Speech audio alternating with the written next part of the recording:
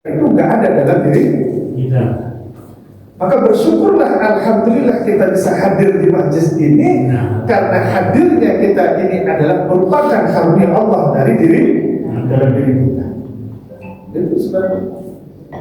Makanya yang ada itu adalah rasa syukur. Sebenarnya seorang hamba itu tidak ada lain kecuali rasa syukurnya kepada Allah yang dalam, yang dalam.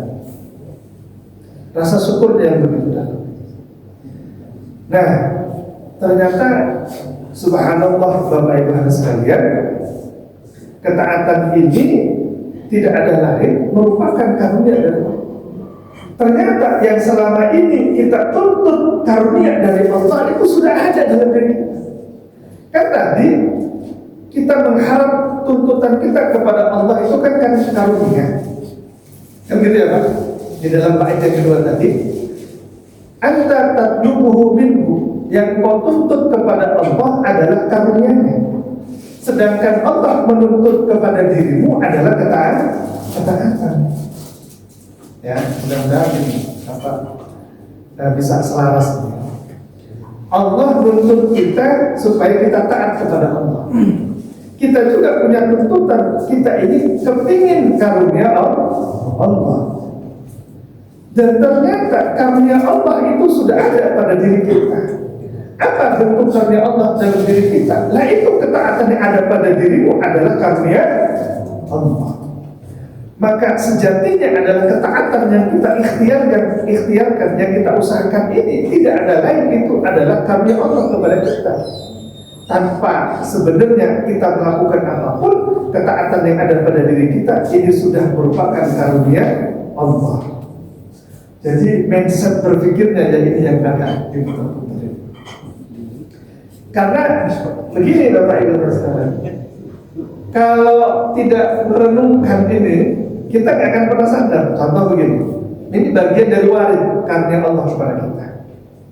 Ini ada air putih nih, disuguhkan di hadapan kita, bapak-bapak minum teh dan sebagainya.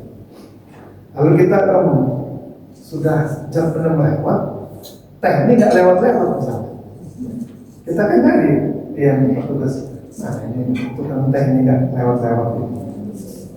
Datang, mana aja tehnya ini? Ya Pak, tadi air kompor gasnya habis Pak, saya diminum. Pas diminum, alhamdulillah. Satu, ada orang sama kayak kita ini, sama telat juga tehnya ini misalkan, tehnya lewat. Pas minum, alhamdulillah, Allah kasih minum katanya. Allah kasih minum. Sama-sama itu Pak, sama-sama minum teh kita ini. Yang satu, yang satu merasa minum teh itu adalah program dari Majelis Taklim Al-Ikhlas. Ya harus dikasih teh karena sudah disampaikan sebelum-sebelumnya. Kalau pengajian ada air minum, air putih apa teh. Yang satu tidak menganggap itu adalah program dari Majelis Taklim, tapi itu adalah pemberian dari Allah. Ya Allah, alhamdulillah minum teh. Sama-sama minum teh. Yang satu mendapatkan, yang satu tadi sumbernya adalah ikhtiar usaha yang ada pada dirinya, yang satu adalah warid karunia dari Allah. Apa itu? Rasa pemberian ini sumbernya adalah Allah. Bapak-bapak dapat gaji 3 juta sebulan, sama-sama kerja di kantor yang sama, perusahaan yang sama, kementerian yang sama, pangkatnya sama, apalagi Pak ya? Rumahnya 3 restoran. Rumahnya 3 restoran, sama lah tetangga. Yang satu ngomong, Mah, ini alhamdulillah gaji sudah cair nih, karena dapat kelebihan juga itu kemarin ada kegiatan begini-begini, alhamdulillah betul. Yang satu ngomong, ya Allah, kalau bukan Allah ini tidak mungkin rezeki ini ada pada saya. Padahal sama-sama kerja di kementerian sama, di pabrik yang sama, perusahaan yang sama, tinggalnya di Gria Sekarang yang sama, rumahnya kanan kiri nempel Pak. Yang satu dapat warid karunia dari Allah karena melihat segala sesuatu sumbernya adalah Allah. Nah, ini semua nanti Bapak Ibu sekalian, Bapak Ibu akan merasakan itu. Yang ngomong bukan saya, tapi Imam Ibnu Athaillah nanti di dalam bait itu. Ya. Ini kalau sudah muncul itu rasanya. Dan saya bacakan bait berikutnya. Kata Ibnu Athaillah begini. Qallama takunu al-waridatu ilahiyatu illa baghtatan. Jarang sekali, sedikit sekali karunia Allah itu datang, ya. Kan yang seperti itu, membesit seperti itu. Sholat terasa khusyuk, enak, takbirnya enteng gitu. Saya pengalaman saya. Walaupun saya ngomong takbir itu enteng, bukan berarti saya sedang takbir enteng, kan juga. Sesekali saja, dalam momen-momen tertentu saja. Takbir itu rasa lepas itu hanya dalam momen-momen tertentu saja. Bapak-bapak, muncul rasa syukur yang dalam kepada Allah juga enggak setiap hari rasa syukur itu ada. Betul nggak? Iya. Kalau dapat rezeki gede aja loh, ya Allah, alhamdulillah. Kalau ada sedikit ini kan, ya ada kecil juga gitu. Bangun dari tidur ini istighfar, astagfirullah. Coba bapak-bapak habis nggak bisa ngapa-ngapain, tiba-tiba bisa ngapa-ngapain. Ya Allah, alhamdulillah. Kan beda, Pak. Syukurnya itu beda, rasa itu beda. Kata Imam Ibnu Athaillah begini. Sedikit sekali karunia Allah itu datang, ya. Illa baghtatan, kecuali sekejap saja. Nah, ngerasa itu adalah sumbernya Allah itu datang dalam diri kita sedikit sekali, jarang sekali, ya. Jarang sekali. Kenapa Pak jarang hal itu datang kepada kita? Kata Ibnu Athaillah, siyanatan laha ayyadda'iha al-ubbad bi wujudil isti'dad. Karena sebagai bentuk penjagaan agar seorang hamba tidak mengklaim bahwa karunia ngerasa bahwa sumber segala sesuatu itu Allah adalah biwujudil isti'dad, sumbernya adalah karena kesiapan mental dalam diri kita, bukan karena rasa waridat karunia dalam diri kita. Rasa sumber anugerah itu murni dari Allah, itu datangnya hanya sesekali, hanya jarang-jarang. Itu adalah agar kita tidak mengklaim bahwa karunia itu datang adalah karena dalam diri kita sudah mempersiapkan hal itu datang dalam diri kita. Bukan, katanya. Apa maksudnya? Supaya kita menyadari bahwa rasa syukur itu ada dalam diri kita. Kita merasa bahwa ini adalah murni karunia Allah dalam diri kita, supaya kita sadar bahwa itu adalah murni pemberian dari Allah, bukan hasil ikhtiar usaha ibadah yang kita lakukan. Murni karunia, bahkan merasa khusyuk itu adalah bukan usaha yang kita lakukan, bukan segala bentuk ikhtiar-ikhtiar yang kita lakukan, merupakan adalah karunia yang Allah curahkan kepada kita saat itu. Supaya orang tidak sombong, supaya orang yang takwa juga tidak merasa sombong, supaya orang sufi pun tidak merasa besar hati karena merasa ibadahnya sudah merasa khusyuk, karena sudah riyadhah dalam dirinya. Enggak. Sekalipun riyadhah pontang-panting, kalau waridatnya Allah tidak Allah kehendaki untuk turun kepada dirinya pada saat itu, maka kekhusyukan itu, keikhlasan itu tidak akan ada dalam diri kita. Ya. Itu Pak. Contoh sederhana Bapak Ibu sekalian. Ikhlas, kita di awal-awal pertemuan, di awal-awal selalu membahas ikhlas, karena ikhlas itu dasar utama dalam ibadah kita kepada Allah. Kalau kita lihat secara bahasa, ya, ini Pak Mas kan ahli bahasa Arab ini, alumni Gontor ya. Ikhlas itu asal kata dari kholaso, kemudian ketambahan alif di awal menjadi akhlaso. Ya. Akhlaso itu muta'addi, dalam itu kata kerja yang membutuhkan objek.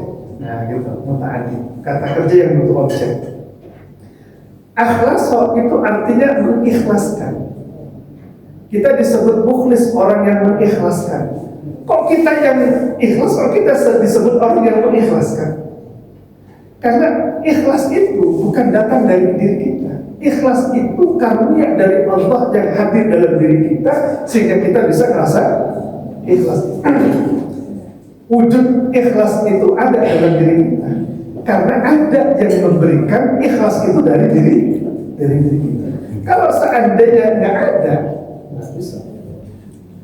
Wa ma umiru illa liya'budullaha mukhlisina. Mukhlis disebut, bukan khalis. Mestinya kalau ikhlas itu ada pada diri seseorang, bahasa Arabnya khalis. Tapi kalau sesuatu itu didatangkan dalam dirinya, baru disebut mukhlis. Itu kaedahnya begitu. Artinya karunia kita bisa ikhlas terhadap ketaatan yang kita lakukan itu bukan diri kita, tapi Allah yang memberikan karunia ikhlas itu dari dalam diri kita, sehingga kita bisa ikhlas. Ya, makanya ada doa yang sering saya panjatkan dalam majlis taklim ini. Apa itu doanya? Allahumma nawwir qulubana bi nuri hidayatika kama nawwartal ardha bi nuri syamsika abadan. Ya, wa'mal Allahumma nawwir qulubana bi nuri hidayatika kama nawwartal ardha bi nuri syamsika abadan wa 'allimna bima yanfa'una wanfa'na ya rabbi bima 'allamtana waj'al a'malana khalisatan. Kalimatnya waj'al a'malana, ya Allah jadikan amal-amal kami ini khalisah, bersih. Kan saya minta kepada Allah supaya amal ini bersih, bukan karena amal ini sudah bersih, bukan. Kita minta kepada Allah supaya amal yang kita lakukan ini khalis lillahi. Berarti kan Allah yang menjadikan kita ini punya sifat ikhlas, bukan kita yang mengikhlaskan. Tidak ada lain, itu disebut dengan istilah namanya warid karunia. Ya, karunia. Oke. Jadi, ini dalam ya Pak, dalam sekali. Jadi sekali lagi, kenapa kok kata Ibnu Athaillah jarang sekali karunia ini tidak selalu terus menerus Allah curahkan kepada hambanya, supaya hamba itu tidak mengklaim bahwa waridat Allah itu datang karena usaha yang dilakukan. Tidak. Ya. Ada, mohon maaf ya, saya ketemu orang yang setiap hari puasa. Salah satu muridnya Abu Yamun Fasir, katanya begitu sih, ceritanya begitu dia saya. Puasa setiap hari. Tapi kalau ketemu omongannya gak enak, gak menyejukkan hati saya. Gak menyejukkan hati saya. Kritik sama sini, ngomongin kejelekan, ya mohon maaf ya. Tapi ada orang petani itu di mana, di Raja Basah, petani itu nggak berilmu, nggak sekolah kayak kita lah, orang biasa. Tapi ya ditokohkan, biasa aja. Tapi hikmahnya keluar dari mulutnya itu subhanallah, itu saya termun-mun gitu. Doa ini azan ya sholatnya azan kan. Sederhana aja. Datang tamu disuguhkan makan, ngobrolnya menyenangkan, ditanya kabar, keluarga dan sebagainya. Ya, kalau sudah ngomong sedikit yang kebajikan itu terasa nyentuh. Itu murni. Itu kalam yang omongan yang indah dari dirinya, sumbernya adalah bukan dirinya. Saya yakin sumbernya adalah bukan dirinya. Itu Allah yang mencurahkan kalamnya itu pada diri seorang hamba itu. Mestinya saya menilai kalau seandainya memang kalam yang indah, kalam yang bijak itu sumbernya adalah hasil usaha dalam diri manusia, riyadhah, mestinya yang rajin puasa itu kalamnya yang lebih enak didengar daripada yang mestinya begitu. Ya. Ini tidak ada lain adalah Ibnu Athaillah mengajarkan kepada kita bahwa karunia Allah itu Allah curahkan sesuai dengan orang yang Allah kehendaki. Kalau kita masih melihat hasil ikhtiar usaha manusia, mengabaikan karunia Allah, berarti kita belum bertauhid dengan baik kepada Allah, karena masih melihat menyandarkan sesuatunya kepada selain Allah. Nah, oke lah, ini piring-piringnya udah mulai begini.